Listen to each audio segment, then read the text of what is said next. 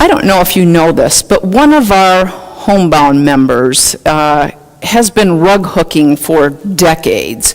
Not only does she rug hook, but she also is asked on occasion to create designs or patterns for people to also be able to create a kit from it and then make their own rug or wall hanging at home. And so when she does this, she'll take a piece of mesh, and then that mesh ends up being colored with different colors that form a picture or a shape.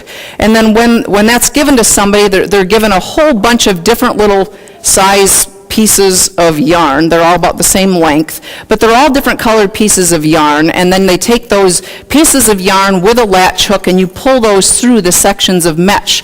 But this is painstakingly long. It takes, I don't know if you've ever done this, I have done it, it's been quite some time, but it takes quite a while as you're taking each one of those pieces of yarn and pulling it through that mesh. And it's fun because as you see, after a period of time, you start to see this picture develop on that mesh. And finally, when it's all done, you end up with a beautiful wall hanging or rug that you can either put on the floor or hang on the wall, or what she does is quite often she gives these away.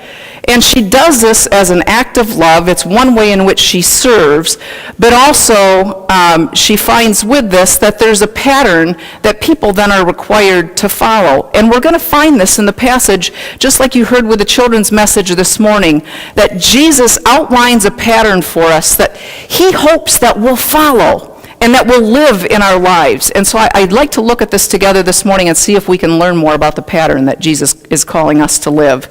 Hear these words from John 13, 1 through 17. Now before the festival of the Passover, Jesus knew that his hour had come to depart from this world and go to the Father.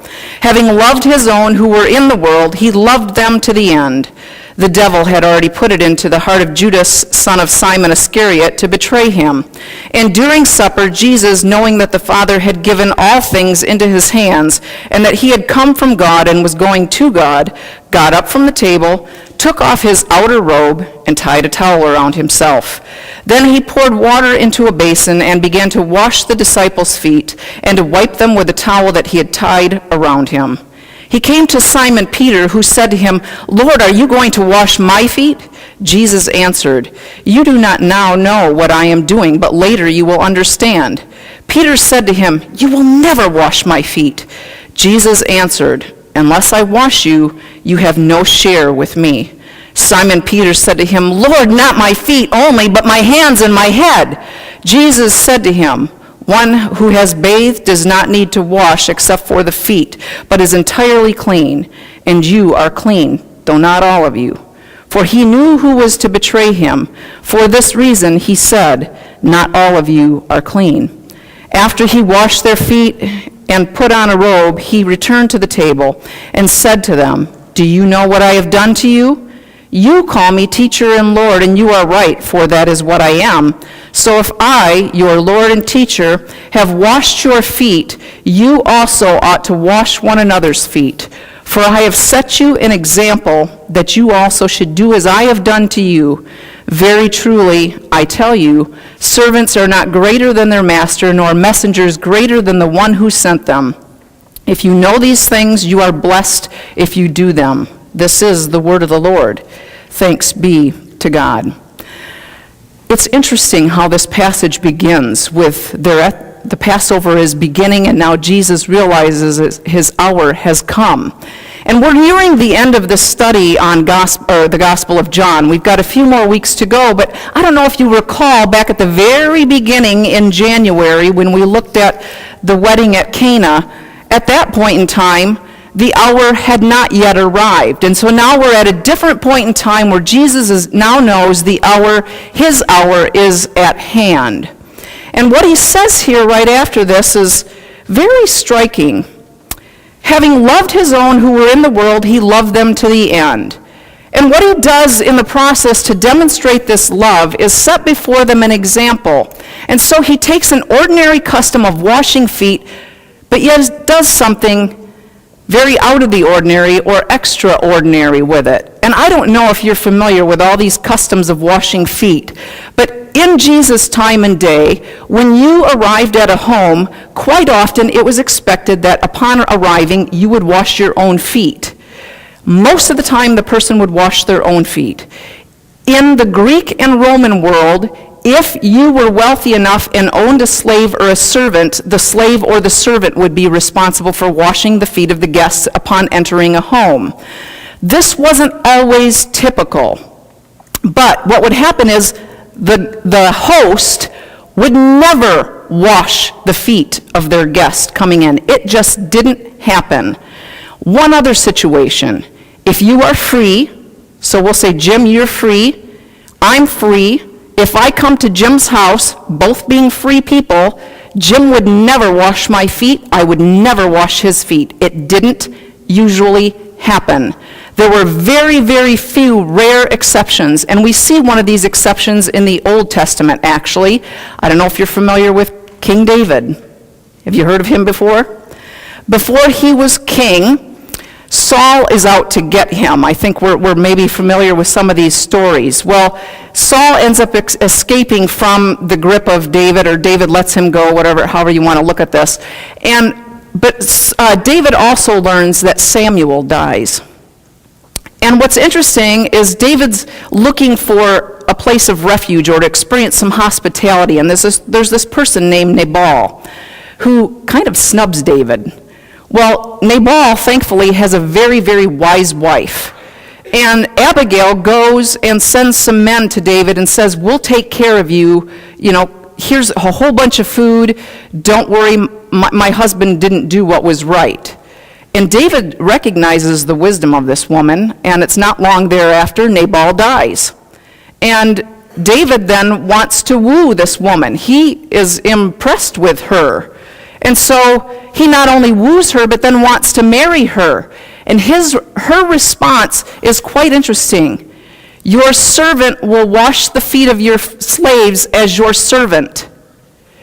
She is, in essence, saying here, I'm free, and I get it, these people are free. I'm going to wash their feet. It's a submission. It's a total act of devotion. That's one Old Testament example. There are a few in the Greek and Roman world. And so what Jesus is doing here is very rare. It's out of the ordinary, and it's an act of devotion. But I find this interesting because this example that he sets forth is about washing. He uses washing feet as this pattern. But let's look at that. I want to look back. We're going to look at the second half of this passage first, verses 12 through 17, and then we're going to work our way backwards. So let's look at those 5 verses again. After he washed their feet and had put on his robe and had returned to the table, he said to them, do you know what I have done to you?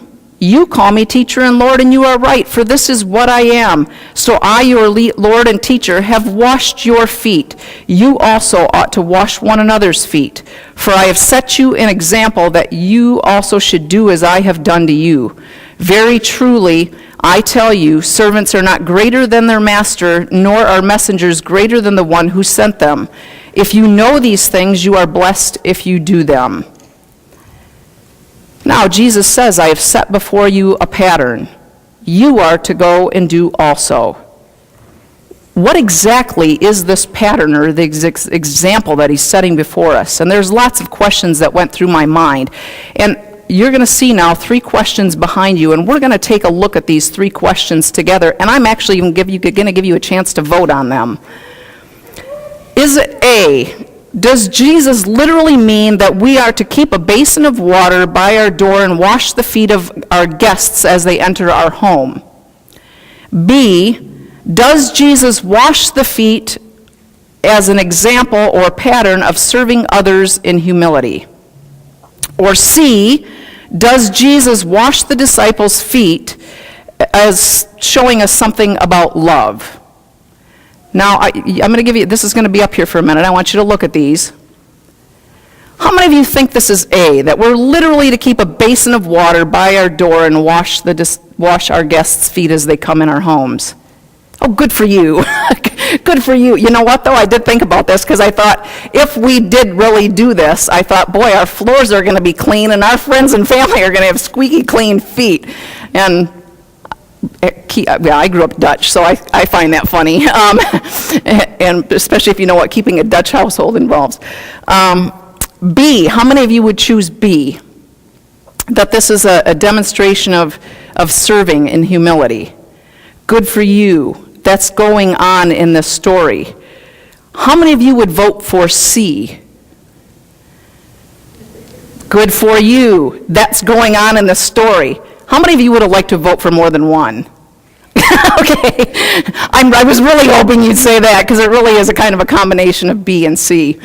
But, I find this interesting because I don't know if we really always understand that as it's coming through in the gospel. I think we tend to focus on the serving part and what Jesus did in humility by stripping off his outer robe and putting on this towel. And I think sometimes we forget about the love part. And that's where I think it's essential to know what's going on in these first 11 verses, because these last few don't make sense if we don't understand what's going on in the first 11. So I want to spend some time now and go back and actually look at those first 11. Now, before the festival of the Passover, Jesus knew that his hour had come to depart from this world and go to the Father. Having loved his own who were in the world, he loved them to the end. The devil had already put it into the heart of Judas, son of Simon Iscariot, to betray him. And during supper, Jesus, knowing that the Father had given all things into his hand, and that he had come from God and was going to God, got up from the table, took off his outer robe, and tied a towel around himself. Then he poured water into a basin and began to wash the disciples' feet and to wipe them with a towel that was tied around them. He came to Simon Peter, who said to him, "Lord, are you going to wash my feet?" Jesus answered, "You do not know now what I am doing, but later you will understand." Peter said to him, "You will never wash my feet." Jesus answered, "Unless I wash you, and you have no share with me."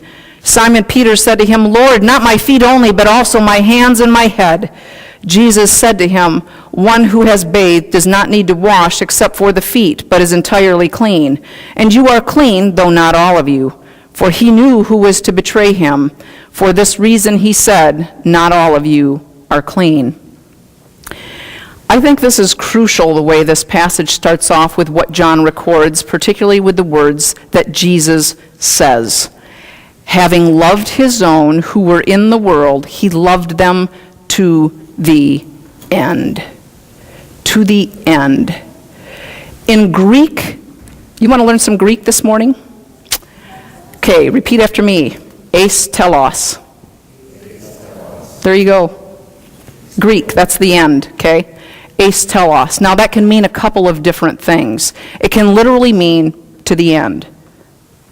It's completed. It's finished, that sort of thing. And this takes us actually toward the end of John's gospel when Jesus says these words on the cross. It is finished. Telos. It's the very same word.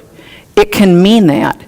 But it can also mean in its completeness or fullness, that it's complete. So Jesus loved them completely with all of who he was. He loved them. Now, I don't think this is an either or in John's gospel. I think it's a both and. That Jesus loved them to the end till he said, "It is finished." But I also believe that Jesus loved them with all of who he was. And this part becomes, this phrase at the end of verse 1 actually ends up becoming a hallmark for everything that's about to occur now throughout this week. We call it the Passion narrative, as Jesus goes now and makes his way to the cross.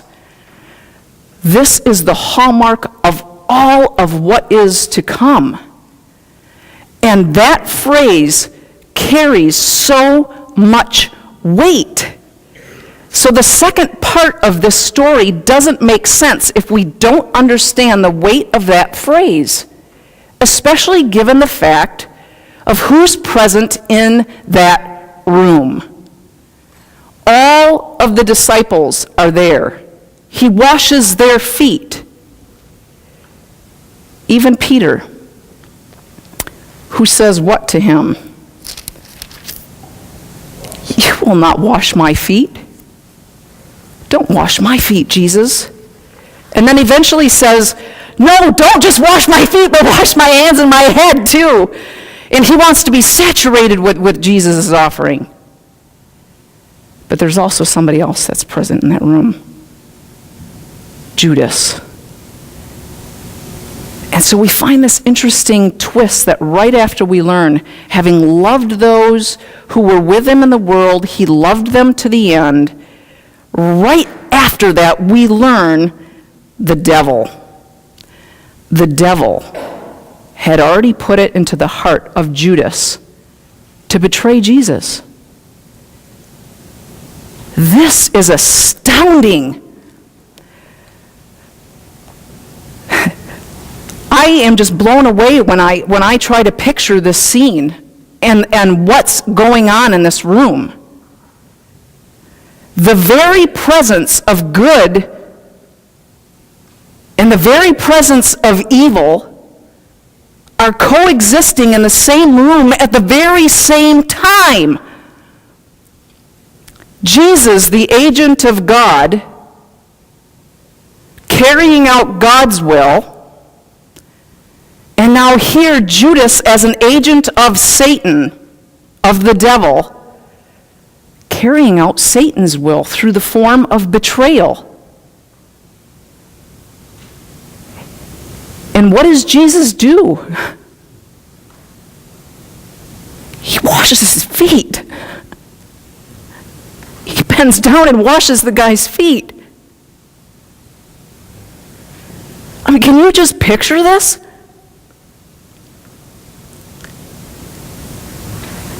And what's interesting, because in John's gospel, evil is portrayed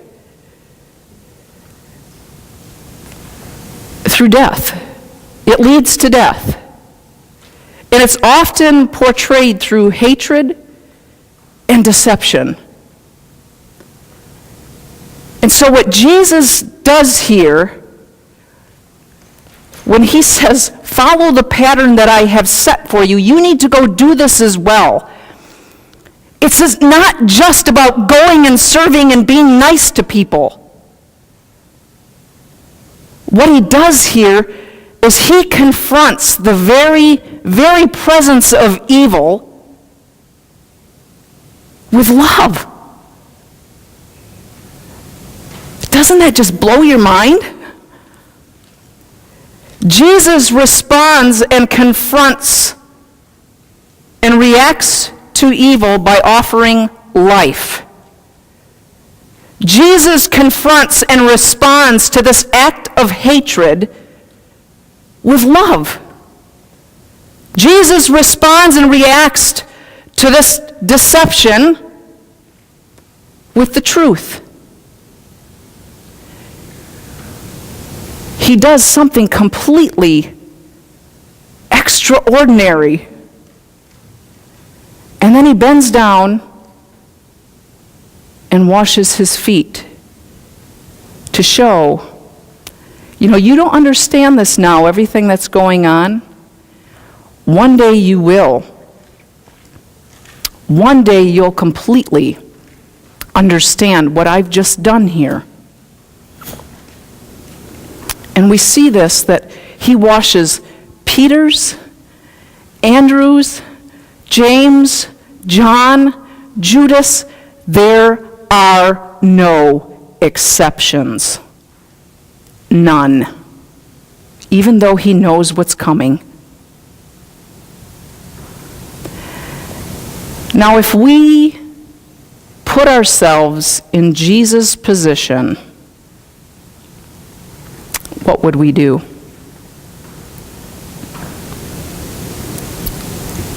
We're going to be looking at betrayal next week, but how many of us here have ever experienced betrayal or hurt from somebody?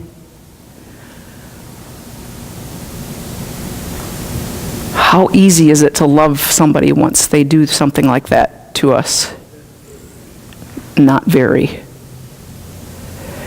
And I find this interesting because the other Gospels all talk about the ways in which we're to love our enemies. Jesus shows us in this passage what that looks like. How we are to love our enemies, how we are to love those who hurt us, those who betray us, those who say, "Oh, I'll be with you to the bitter end," and then deny us but come back, or whatever it is. And I find it's kind of interesting because the times I've been hurt by people or betrayed or whatever, I find it's really easy to start getting bitter. Do you find the same thing? And then if I'm not careful, the places that bitterness can go are pretty dark and ugly. I mean, if I'm being honest with you, it can lead to some pretty dark and ugly thoughts, and if we're not careful and that's left untended, it can lead to hatred, to the point where we just want to dismiss people and write them off. Jesus doesn't do that here. He doesn't. He doesn't write anybody off. Instead, having loved those who were in the world, who were his own, he loved them to the very end. You remember, Judas is one that was chosen by Jesus, invited to come and follow him. Oh, how much more than the sting and pain that this betrayal must have felt like.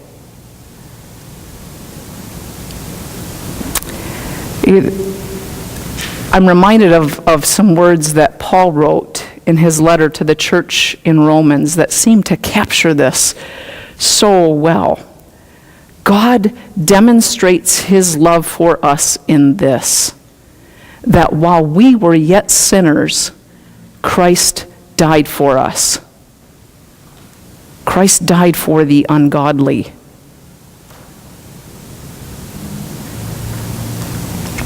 Jesus didn't become bitter, although I think it would have been really easy to. He didn't hate, but rather loved him to the very end.